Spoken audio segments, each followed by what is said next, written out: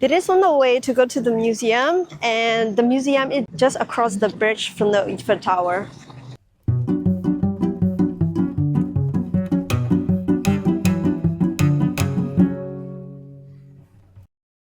Today is Henri Matisse Day. I'm going to Musée Moderne de Paris to see his exhibition. Look at the Eiffel Tower. It's just right in front of the museum. It is just right there, right across the bridge. Yeah, I'm speaking my native language here. I forgot to speak English as I'm so excited to go to the exhibition. I'm standing right in the middle in front of the museum. This side is Musée Moderne de Paris. We have to go to that side because Matisse exhibition is there. And this is Palais de Tokyo. The same building but two different museums and different exhibitions.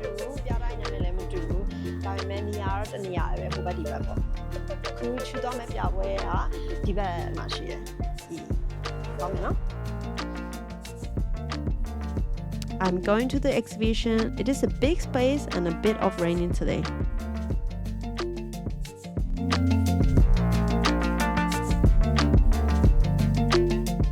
When we look at a painting, we see color, texture, composition, but we only scratch the surface. Often the real story lies in what shaped the artist. Today, I want to dig a little deeper, not just at Henri Matisse's work, but at the story behind the painter, through the lens of his daughter, Marguerite.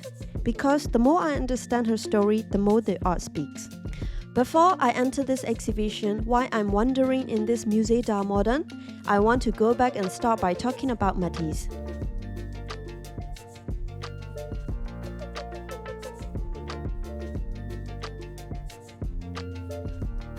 Henri Matisse was born on New Year's Eve 1869 to a merchant dad and a mom from a tenant family. At 20, he was stuck in the hospital after appendicitis, and ironically, that is where it started. His mom gave him art supply to pass the time, and suddenly art became his paradise. A gifted escape from pain, and I really feel this. Sometimes we become artists out of necessity, not choice. For me, I started painting women after experiencing sexual harassment on the streets of Myanmar. It was my way to speak about the situations of women when I felt no one else was talking about it.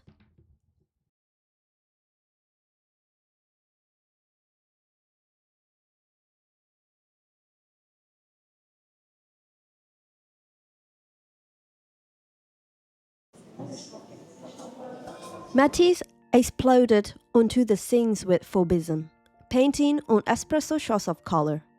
BBB, bold, brutal, beautiful. He wasn't polite, he dared to use color in ways that make people feel, not just see. This exhibition isn't another Matisse's greatest hit. It's about Marguerite Matisse, his eldest daughter. She appears in over 100 tons of his works from childhood until adulthood. It's like watching someone else navigate their own identity through her father's eyes. And that fascinates me. Another thing about Matisse that always fascinates me is how much his art was shaped by travel. Bold color, the light, the patterns. Many of them came from what he saw abroad, from Morocco to Nice. Traveling, seeing different culture, and absorbing new vision shaped his creations. I feel close to that. I also travel a lot, and everywhere I go, I collected impressions, feelings, fabrics, and small details that later find their way into my work. Paris museums are always full of people, even though today is during the weekday in the afternoon. There are still a lot of people.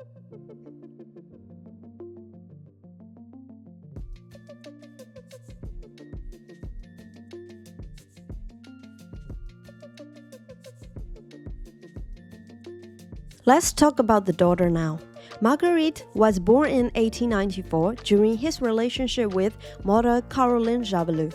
After illness in childhood and surgery, she got a little scar on her neck. She always seemed to appear in the paintings with a ribbon, scarf, or high collar hiding her scar. Yet, in his portrait, she radiates calm, depth, and royalty. She wasn't just a sitter, she was a witness across his career.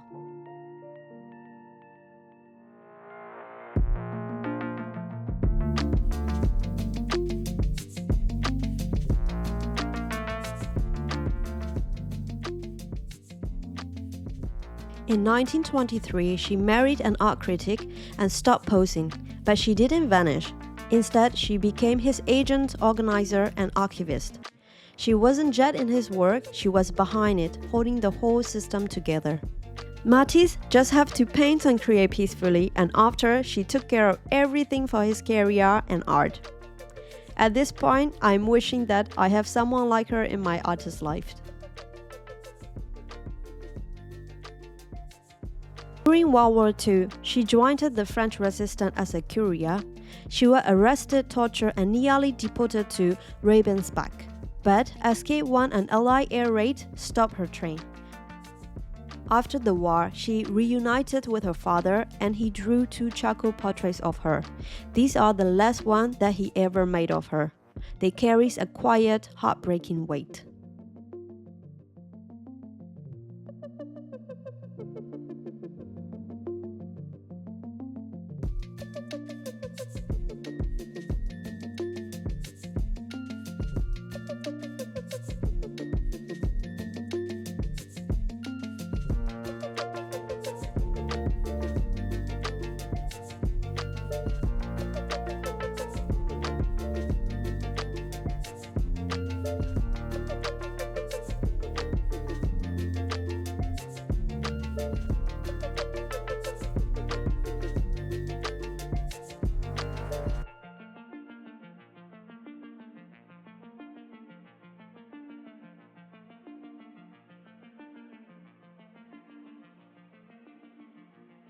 Marguerite also paints. She painted in her youth.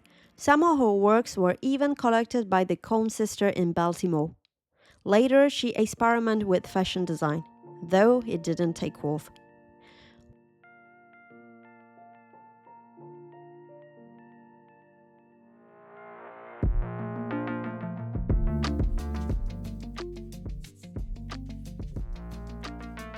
What mattered was her lifelong devotion to her father's art, organizing exhibitions, preserving archives, and ensuring his legacy lived so long after him.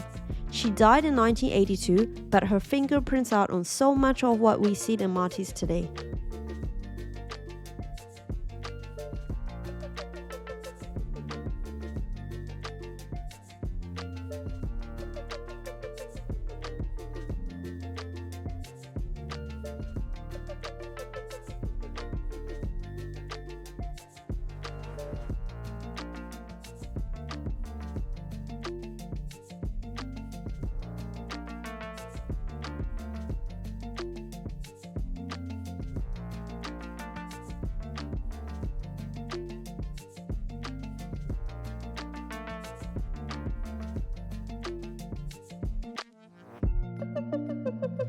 At this point, I have a thought about Myanmar in my head.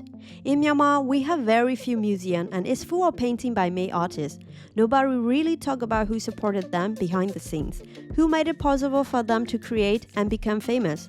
At some point, I tried to search for women artists in Myanmar history, and I couldn't find anything before World War II. It feels like women just disappeared from the record.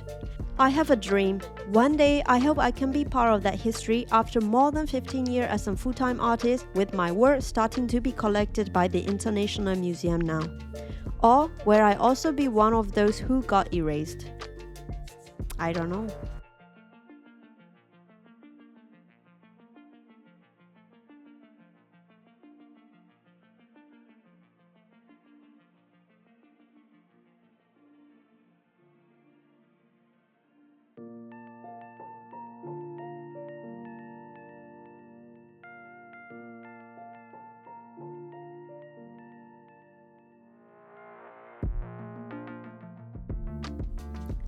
So, this isn't just a father and daughter art show. It is a story of creativity, resilience, and the invisible threads behind famous names.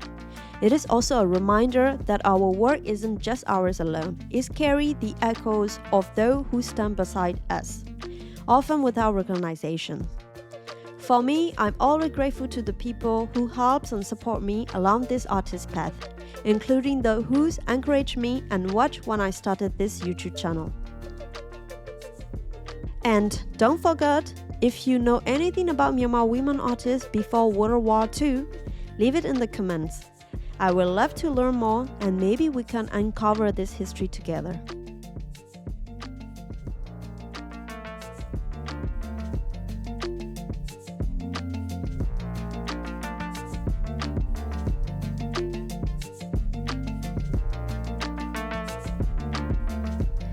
The exhibition is finished now, so I will go and check at the souvenir shops, a little bit of postcard and some books.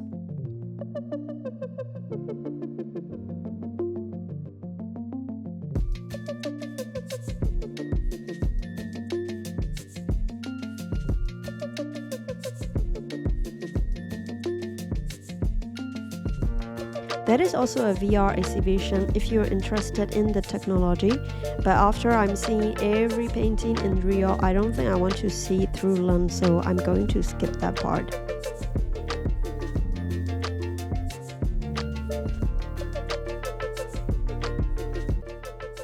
Thank you so much for watching. See you until the next episode. À bientôt. Au revoir.